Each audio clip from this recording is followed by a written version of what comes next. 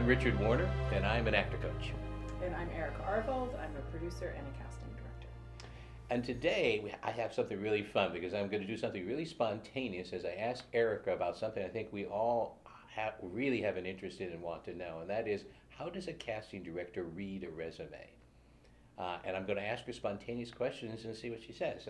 So I think you all know, and Erica, isn't this true before I ask you these questions, isn't it true that that you don't have a lot of time in the resume, right? There's, you don't spend, because you get stacks and stacks of them. Stacks and stacks, and you just flip them over, or in our electronic age, you click, it needs to come up really fast, you look, you click on the next one. So, because it's so short, what's the first and foremost thing that has to happen? Well, in order for me to even begin reading it, it needs to be formatted correctly. So I'm able to see the section that says film, because that's my first eye is drawn first to film. Yeah. I tell actors that I coach that, in fact, what their photo is, what the photo represents, I call it a wrist turner.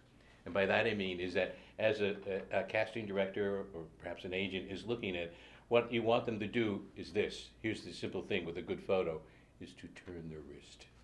So they turn around and see your resume. Does that make sense? Exactly, which means it needs to be printed on the back of the paper. Yeah. It doesn't need to be stapled, so it's got to be back and forth. Yeah.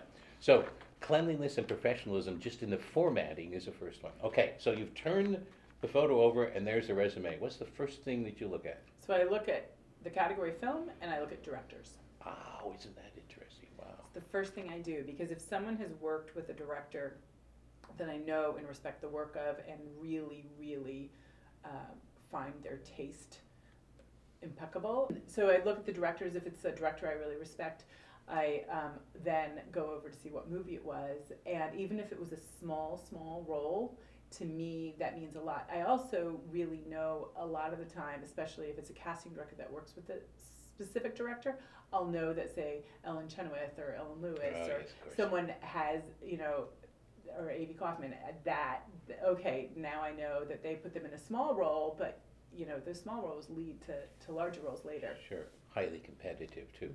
So I'm going to go right down the resume now and talk about it. So, but before I do that, is that when you're listing, what would you give some advice to the actors out there? How would you list a film? What's what do you like to see? If I'm listening the name of the film, the role, and the director.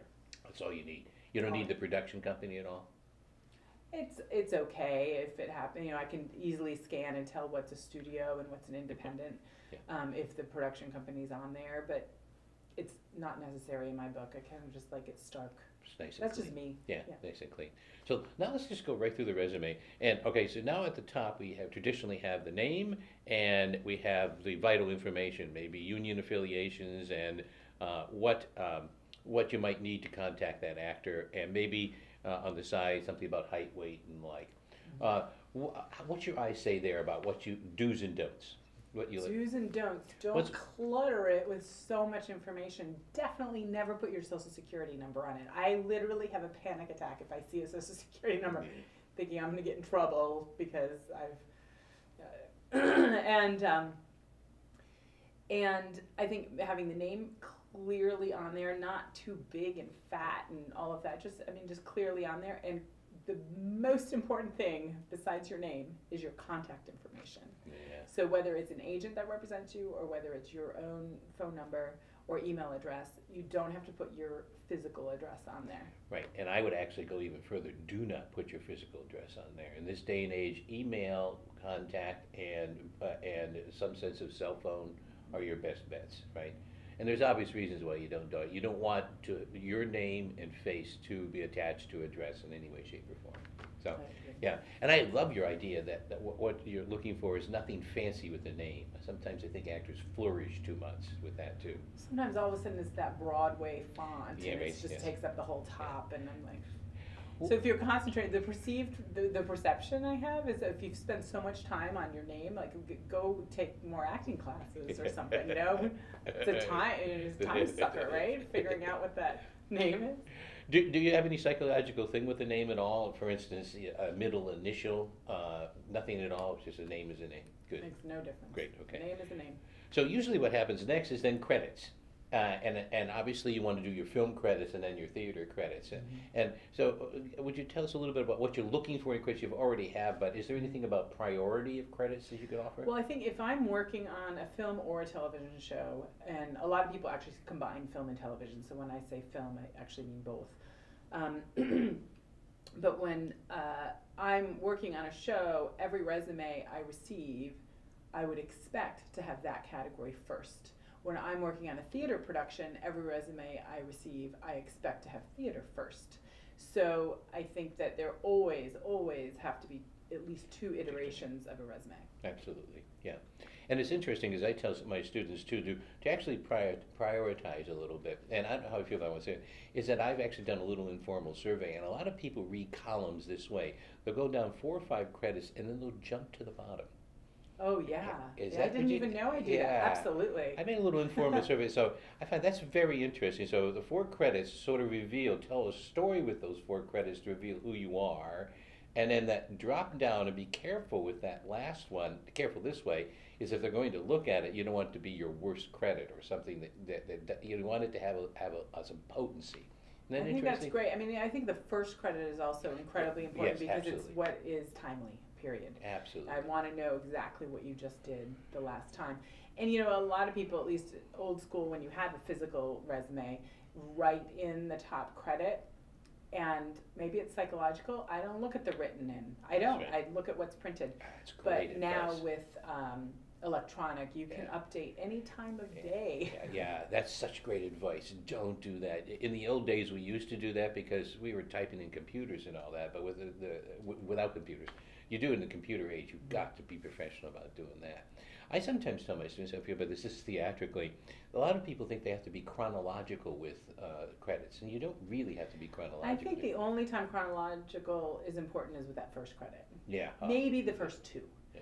You know, because you certainly don't want to put that you just starred in a movie that was out in the theaters right now last. Yeah, good point. Right, so there is that, and with theaters too, I don't think it's as important because there is such a timely thing to films in some ways. Yeah. Good. Yeah, right. I like on theater credits, I like when it says Broadway or off Broadway. That to me would be the same, I guess, as a production company for a film and television show, but that's important. And here's one that I know might interest everyone, certainly interests me, is that how would you like people to do this? If there are extras, they do extra. Do you want to see extras? Is there a word you think is better? Background? I see it both ways. Sometimes they say, man in coffee shop. Yeah.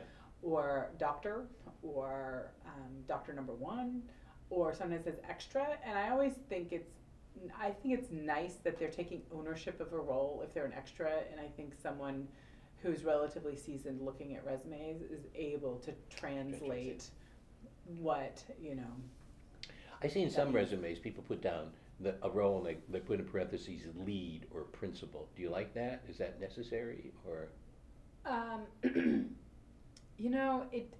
It is. I mean, what it does is it gives me the fuller scope of what the size of their role is. Where it's most important is with independent film and where it's most important is with independent film, because I may not be as familiar with the project. Right. And so if they are starring in it, if they are a principal player or a day player, the terminology I can deal with whatever they put, Great. If they say worked 4 days, I wouldn't put that. No. So that's a lot of information, but good information. So I hope you're leaving this session saying, okay, take a good look at your resume, see if it's professional, see if it's concise and clean, see if it tells a story so it can attract attention, and know that there are sort of real set patterns in them too that you have to sort of follow. Thanks, Erica. You're welcome. That's resumes.